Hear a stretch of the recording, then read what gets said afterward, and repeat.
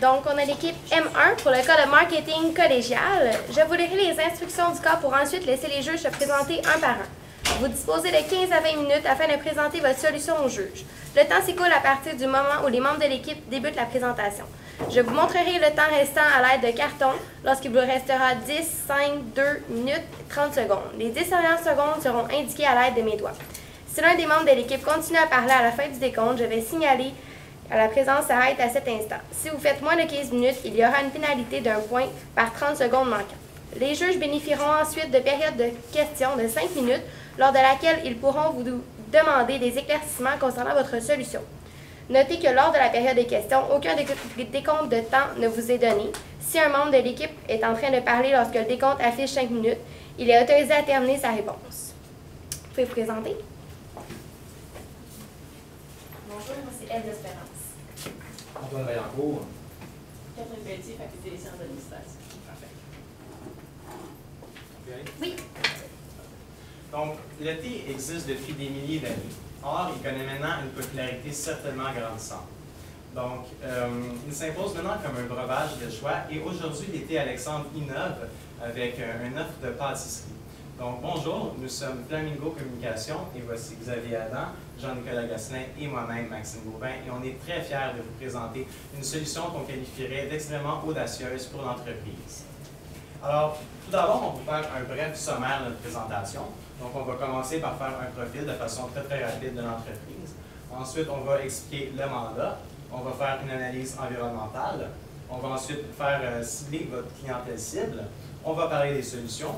Ensuite, on va faire un échéancier, un budget, et on va conclure cette présentation.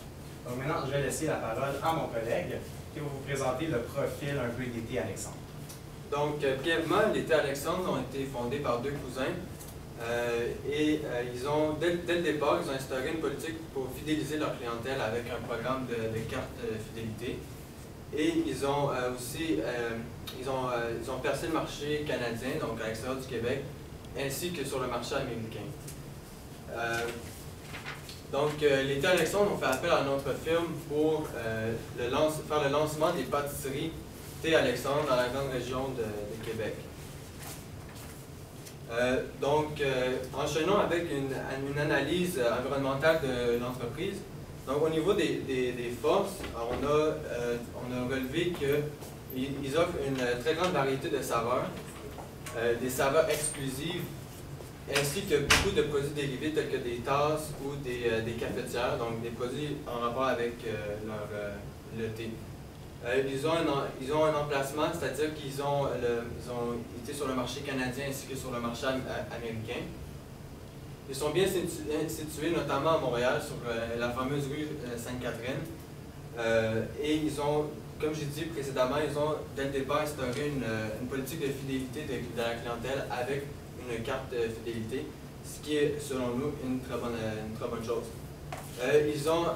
Par le biais de cette carte fidélité, ils ont une meilleure connaissance de leur clientèle. Donc, ils peuvent mieux cibler justement leur campagne de marketing de vente. Au niveau des défis, nous avons remarqué qu'ils sont peu connus.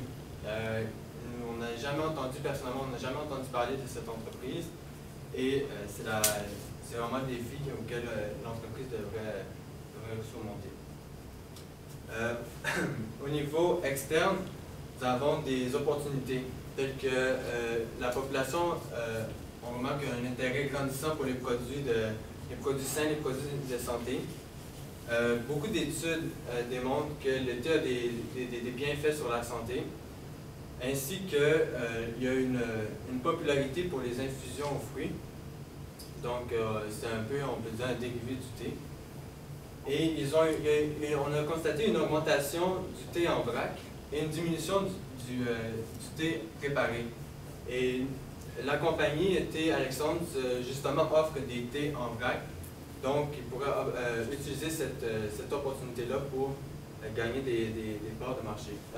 Au niveau des menaces, puisque leur matière première dépend beaucoup de la météo, des conditions climatiques, ils sont sujets à beaucoup de variations de prix.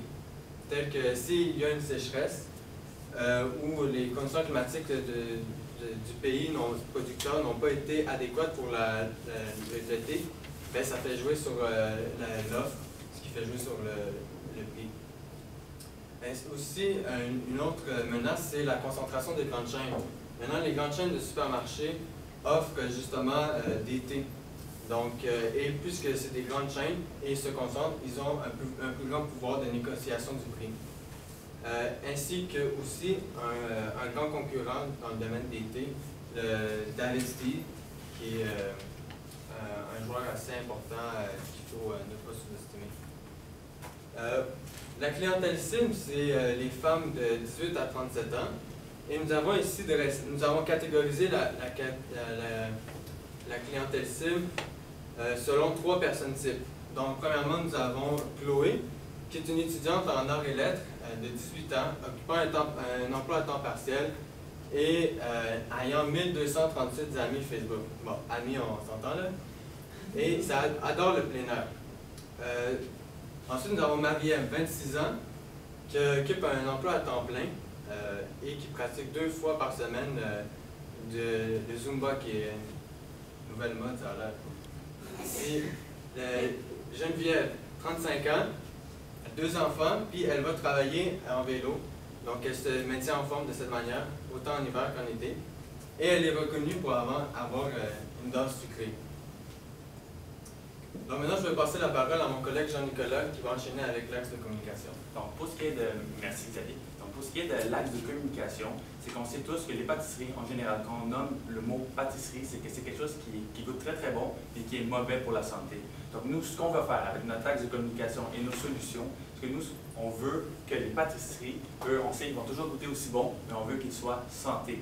On veut que dans la tête des gens, lorsqu'ils rentrent chez Alexandre, c'est Thé Alexandre, que les thés ou que les pâtisseries qu'ils confectionnent avec les différentes sortes de thé, eh bien qu'elles soient santé à leurs yeux. Donc, pour les solutions, on les a nommées sous différents noms un peu plus amusants. Donc, tout d'abord, on a la première solution qui serait la capricieuse.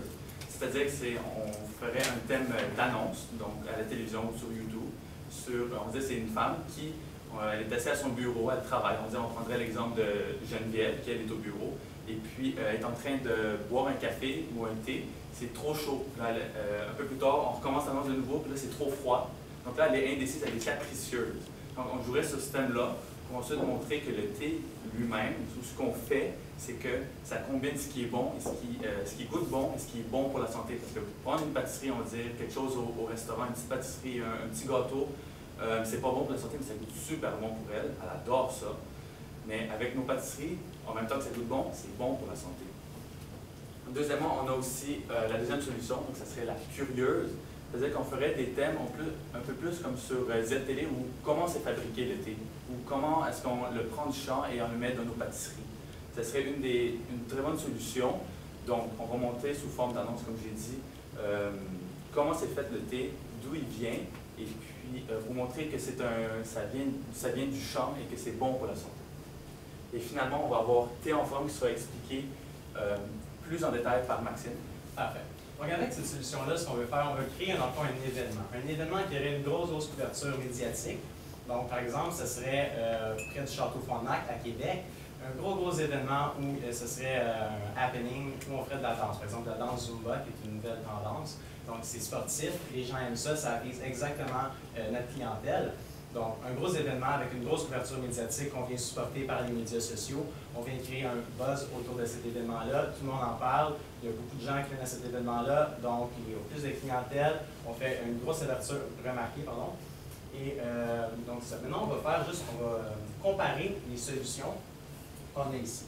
Donc, ici, on a nos 3 solutions et on a des catégories. Donc, on va juste les comparer rapidement. Au niveau de la portée du message et de la visibilité, on estime que toutes nos solutions, évidemment, auraient une portée, auraient une grande visibilité dans les médias et nous feraient connaître. Mais on estime qu'avec notre solution thé en forme, on aurait une visibilité encore beaucoup plus grande. Au niveau de l'originalité, évidemment, c'est une solution très originale, la solution qu'on a appelée capricieuse. La solution thé en forme aussi, elle est très originale. La solution curieuse n'est pas comme originale, on l'a déjà vu. Au niveau de la répercussion, donc dans les médias, et au niveau des ventes, on estime qu'évidemment, ils vont tous avoir une répercussion, mais qu'au niveau de thé en forme, on aurait encore une très, très grande répercussion. Ce serait un événement marquant qui marquerait de façon très exceptionnelle l'ouverture des pâtisseries, de l'œuvre de pâtisserie. Et finalement, on estime qu'avec la solution capricieuse, il y a peut-être certains risques, on pourrait peut-être offusquer certaines personnes. Donc, à la lumière de toutes ces informations-là, on estime, en fait, on vous recommanderait de choisir la solution thé en forme qui on croit va avoir un très, très grand potentiel. Donc, au niveau du prix, évidemment, c'est gratuit. On invite les gens à venir faire l'exercice près du Château Frontenac, un gros événement où il y a des cadeaux. Donc, on insiste beaucoup sur le fait qu'on donne des cadeaux. On incite les gens à venir. On donne des coupons gratuits pour avoir des pâtisseries.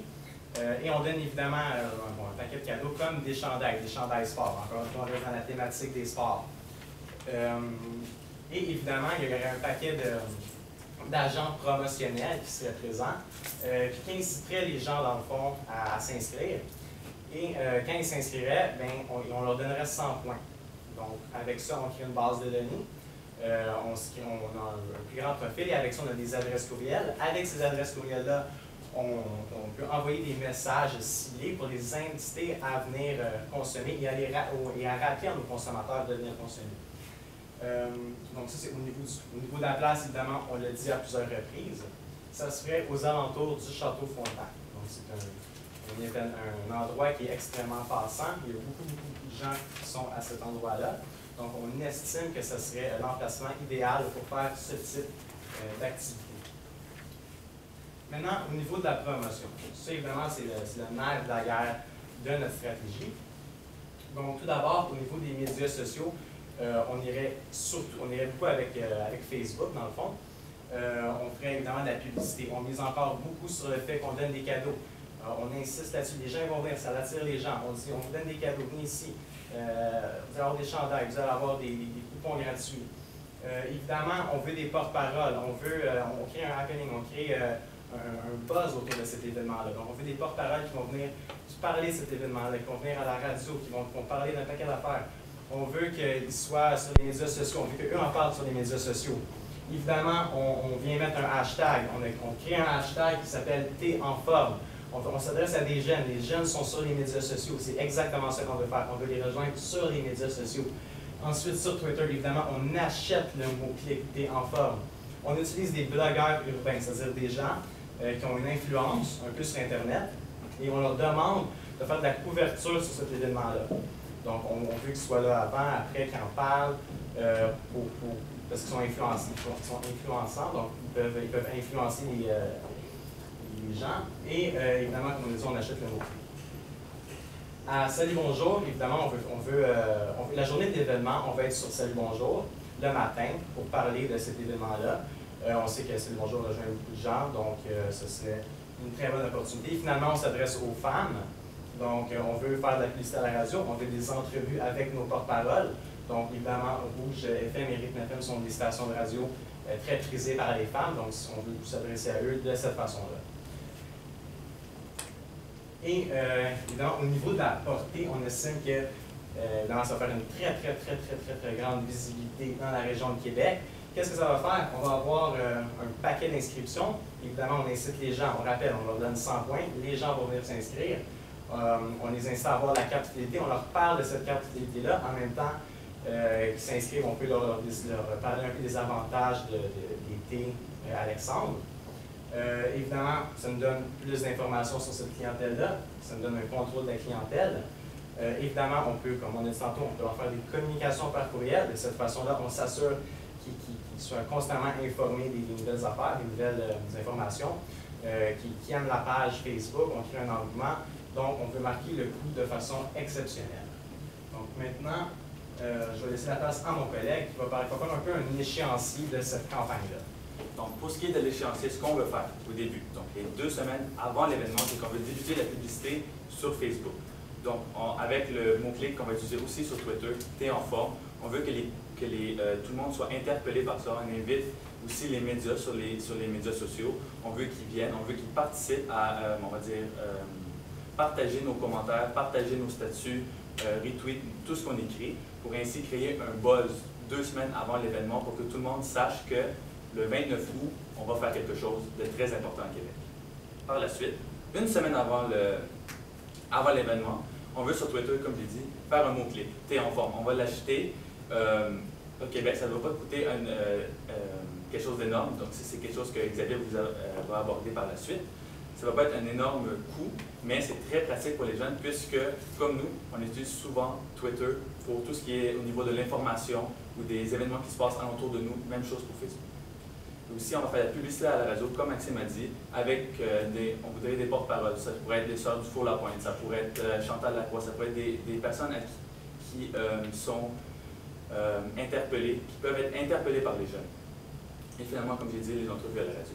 Finalement, l'événement, le gros happening qui va se passer le 29 août, c'est l'entrevue à Salut Bonjour pour que tout le monde sache que le 29 août, on fait quelque chose de grand, on fait une grande danse Zumba près du Château Frontenac. Là, je vais laisser la parole à... Non, c'est pas vrai, c'est moi qui vais continuer à parler.